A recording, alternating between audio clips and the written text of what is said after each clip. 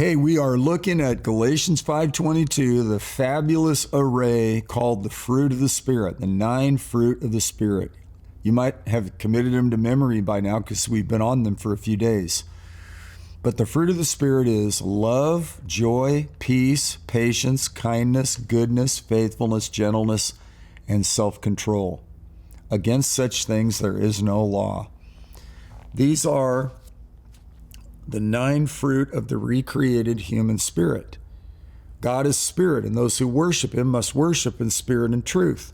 These are characteristics that are present in the life of a new believer, of a new convert, and of a long-running believer. This is an array of positive elements that God wants us to be aware of, to increase in, to grow in, to mature toward. Developing in the love walk where we value others. Joy, where we're going to stay consistent in our mood and temperament no matter what circumstances and trials we face. This will help us stay out of dissatisfaction, unhappiness, and keep us settled in joy. There's even joy at a funeral at a loss of a loved one, because you know, for the believer that dies, they're present with the Lord. So there's even in the tears and the loss and the adjustment, the sadness, there's joy. I was looking at a picture of a lady who just recently passed. She was amazing. And it was so painful for the daughter-in-law and the son who lost this lady that they couldn't come to church on Mother's Day because it was just so fresh and painful. I understand that.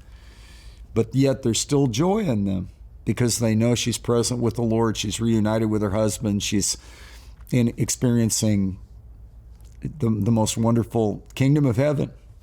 Peace. My peace I give you, not as the world gives. Jesus said, I give you. The Prince of Peace has come. Love is patient. We tolerate. We're forbearing. We long-suffering. We can delay. We don't have to have instant reinforcement. We can endure, and we never give up. Through faith and patience, we inherit the promises. Kindness. We don't have to be mean. I've been with people that they just chose not to walk in kindness. They were Christians that were mean. It's not good. It's hard to be around that. Goodness. No one is good but God only, but yet his goodness comes in and he makes us righteous where we're right with God, and therefore we can choose the right thing. You know, that let him that stole steal no more. Let him that lied lie no more. Let him that lusted lust no more. I mean, it's possible to crucify our flesh by walking in the Spirit. Walk in the Spirit, and you will not carry out the desires of the flesh.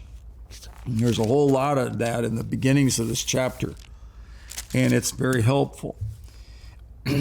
Faithfulness, having fidelity and being true to your word and honoring and, diligent. Like if you say you're going to do something, you do it.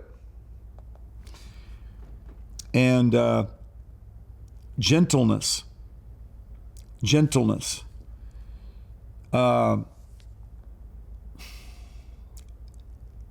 We talk about people that are gentle giants. My next door neighbor was a lineman for the St. Louis Rams. Grew up in the hood, big man's man. His kids grew up and became football players, and he's now, I think, a scout for the team he played in last. And he had a reputation for tearing it up in his position on the football field. But he was my next door neighbor, and I would talk to him, and we did Bible studies together and things like that. And he was just so kind and so peaceful and had a mildness to him. He's this towering giant man that's super physically strong. And in his career,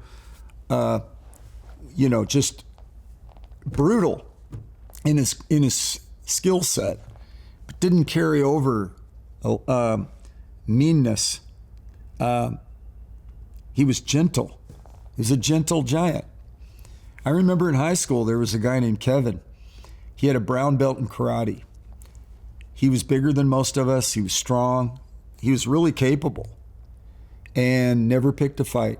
There were little guys that had issues that were like little yapping little chihuahuas, growling, snarling, showing their teeth. Not Kevin, because he was gentle. He was a gentleman, and there's something about that. There's something about gentleness. Gentleness increases persuasiveness. So when you're gentle in your way you communicate something,